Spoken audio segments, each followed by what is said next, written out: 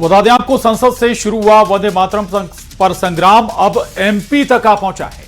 कांग्रेस विधायक आरिफ मसूद ने साफ कह दिया है कि वो वंदे मातरम नहीं गा सकते। साथ ही उन्होंने कहा कि वो लोग वंदे मातरम की बात कर रहे हैं जो कभी आजादी की लड़ाई में थे ही नहीं। उधर बीजेपी ने कांग्रेस पर पलटवार करते हुए कहा है कि ओवैसी हो या फिर आरिफ मसूद, ये सुधर नहीं सकते। ये हिंदुस्तान के प्रति वफादारी का काम नहीं करते हैं। ये लोग जिन्ना की मानसिकता लेकर चल रहे हैं। मैंने कहा कि मैं इसको नहीं गा पाऊंगा, तो गलत क्या कहा? क्योंकि वो लोग कहना है आज गान की बात, वो अच्छा सदन में हंसी की बात आ रही है, वो वंदे मातरम की बात कर रहे हैं जो आजादी की लड़ाई में थे ही नहीं।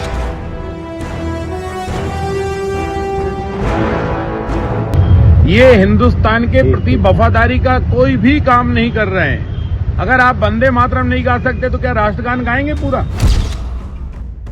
संसद में वंदे मातरम पर चर्चा के बाद अब एमपी में एक नई बहस शुरू हो गई है। कांग्रेस के विधायक आरिफ मसूद ने एक बयान दिया जिस पर बीजेपी ने बड़ा हमला बोला। वंदे मातरम को लेकर कांग्रेस विधायक आरिफ मसूद ने साफ कह दिया है कि वो वंदे मातरम नहीं गा पाएंगे। वो लोग वंदे मातरम की बात कर रहे हैं जो आजादी की लड़ाई में थे ही नहीं। आरिफ मसूद के बयान पर बीजेपी विधायक रामेश्वर शर्मा ने पलटवार किया। रामेश्वर शर्मा ने कहा कि ओवैसी हो या आरिफ मसूद, ये लोग सुधर नहीं सकते। ये जिन्ना की मानसिकता लेकर चल रहे हैं। मैंने कहा कि मैं इसको नहीं गा पाऊंगा, तो गलत क्या कहा? क्योंकि वो लोग कहना है आज गान की बात, वो अच्छा सदन में हंसी की बात आ रही है, वो वंदे मातरम की बात कर रहे हैं जो आजादी की लड़ाई में थे ही नहीं। न तिरंगा हाथ में था, न वंदे मातरम इनके मुंह पे था। ये तो अंग्रेजों की गुलामी कर रहे थे, तो इतिहास है इनका, माफी मांग रहे थे। हम लोग तिरंगा हाथ में लिए थे, हमारे पूर्वज हाथ में लिए थे, हम लोग गोलियां खा रहे थे, तो इनको तो अधिकार भी नहीं है इस बात पे बात करने का। तो मजाक बना रहा है। मैंने कहा ना कि ये कोई बात ही नहीं है, केवल एक हाउस का और जनता का पैसे का दुरुपयोग, इसके अलावा कुछ। चाहे आरिफ मसूद हो या ओवैसी हो जो मुस्लिम तुष्टीकरण की राजनीति कर रहे हैं, चाहे कांग्रेस के और निर्वाचित जनप्रतिनिधि हों, ये हिंदुस्तान के प्रति वफादारी का कोई भी काम नहीं कर रहे हैं। अगर आप वंदे मातरम नहीं गा सकते तो क्या राष्ट्रगान गाएंगे पूरा? वंदे मातरम को लेकर संसद में जमकर हंगामा हुआ था। पक्ष और विपक्ष के बीच संसद में तीखी नोकझोंक देखने को मिली थी। हमारा राष्ट्रगीत है, इस पर क्या बहस हो सकती है? ये हमारा नेशनल एंथम बन गया है।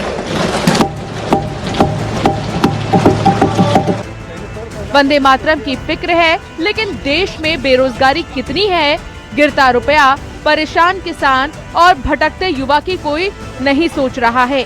इस पर बात ही नहीं होती है।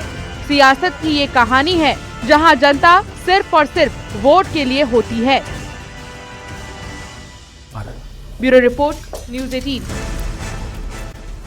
वंदे मातरम पर राज्यसभा में चर्चा के दौरान केंद्रीय मंत्री जेपी नड्डा ने पूर्व पीएम नेहरू का जिक्र किया। नड्डा ने कहा कि सांप्रदायिक तत्वों के दबाव में वंदे मातरम को बदलने के लिए नेहरू जिम्मेदार थे, जिसे लेकर विपक्ष ने आपत्ति जताई और हंगामा किया। विपक्ष ने नड्डा पर सदन को गुमराह करने का भी आरोप लगाया। यह कहना बड़े जिम्मेवारी के साथ यह कहना चाहता हूं कि जो सम्मान और जो स्थान वंदे मातरम को मिलना चाहिए था, वह सम्मान और स्थान नहीं मिला, और उस समय के देश के शासक उसके लिए जिम्मेवार थे। यह मैं बहुत जिम्मेवारी के साथ कह रहा हूं, विथ फुल रिस्पॉन्सिबिलिटी। और जब मैं ये कह रहा हूं तो मैं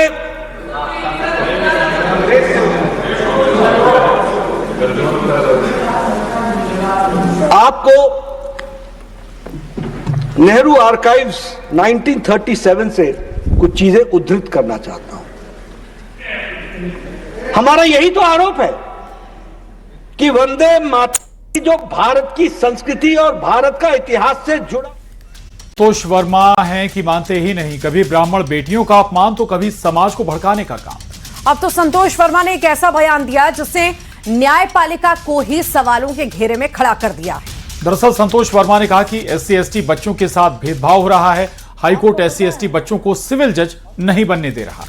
हमारा बच्चा आईएएस आईपीएस बन सकता है लेकिन सिविल जज नहीं बन सकता है। ये सब करने से हाईकोर्ट उनको रोक रहा है।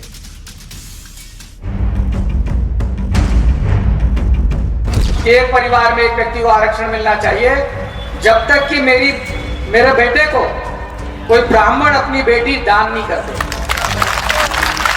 या उसका संबंध नहीं बना।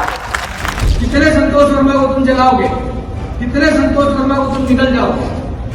अब हर घर से एक संतोष वर्मा निकलेगा। ये कौन कर रहा है? ये हमारा हाईकोर्ट कर रहा है, जिससे हम न्याय की उम्मीद करते हैं। लेकिन सिविल जज की ऐसी कौन सी एग्जाम होती है जिसमें हमारा बच्चा 40%, 50% मार्क्स नहीं ला सकता? एक नहीं, दो नहीं, तीन बयान और वो भी विवादित।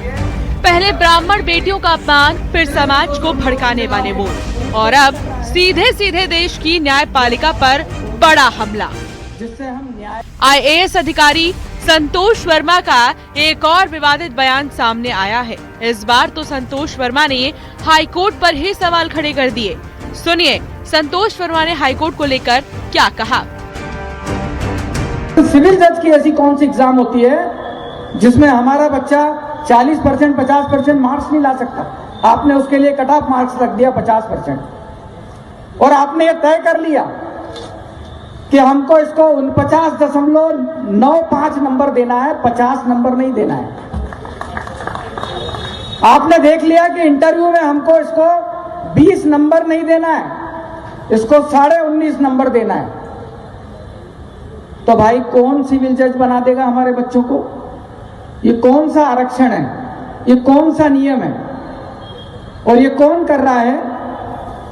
ये हमारा हाईकोर्ट कर रहा है, जिससे हम न्याय की उम्मीद करते हैं, जिससे हम बाबा साहब के संविधान के हिसाब से चलने की गारंटी मानते हैं, जिसको ये वहीं से हो रहा है।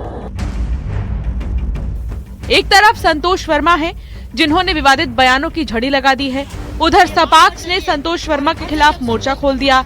अब ब्राह्मण महिला विंग में भारी आक्रोश है।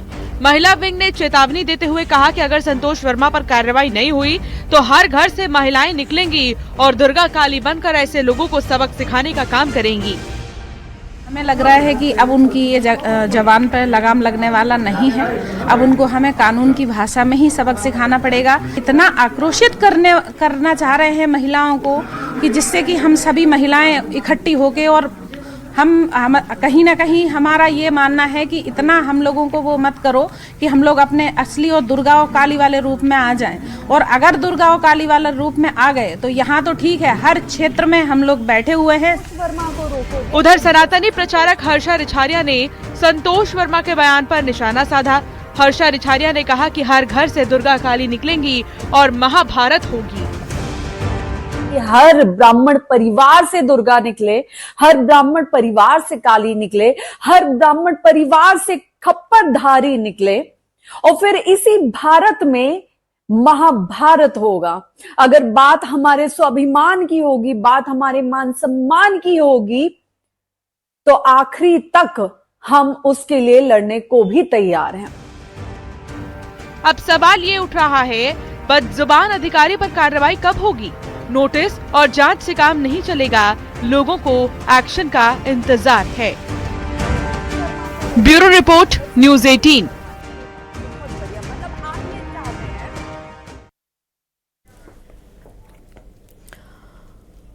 हाँ, ये संतोष वर्मा के बयान पर सियासत भी गर्म है। कांग्रेस का कहना है कि जो बयान दिए गए हैं वो रूल बुक के खिलाफ है, लेकिन सरकार इस पर कार्रवाई नहीं कर रही। सरकार को कार्रवाई करनी चाहिए। उधर कैबिनेट मंत्री इंदर सिंह परमार का कहना है कि उनके बयान का कोई भी समर्थन नहीं करेगा। इतने बड़े पद पर होकर ऐसा बयान उनको शोभा नहीं देता। ये उनके रूल बुक के खिलाफ है। भारतीय प्रशासनिक सेवा का जो अधिकारी है उसकी बहुत बड़ी और गंभीर जिम्मेदारी होती है। उसके ऊपर पूरी सोसाइटी की, पूरे समाज की जिम्मेदारी होती है। उसको सदैव समतामूलक और समावेशी भारत की बात करना चाहिए और सबको एक सी दृष्टि से देखना चाहिए। कार्रवाई क्यों नहीं हो रही सर? बीजेपी को मजा आ रहा है। बीजेपी चाहती है कि संतोष वर्मा का एक नया भूत मध्य प्रदेश में खड़ा कर दिया जाए और लोगों को गालियां पड़वाई जाए। सरकार उनकी है, ये बहस चल क्यों रही है? जब वो अपनी रूल बुक के खिलाफ जा रहे हैं तो उन पर कार्रवाई होना चाहिए। अब बड़े लोगों को क्या ऐसे बयान देना चाहिए, क्या उनको खुद को विचार करना चाहिए? भारत का समाज बेटियों के बारे में, मातृशक्ति के बारे में एक अलग दृष्टिकोण श्रद्धा से देखता है, इसलिए कोई भी उनके बयान का समर्थन नहीं करेगा।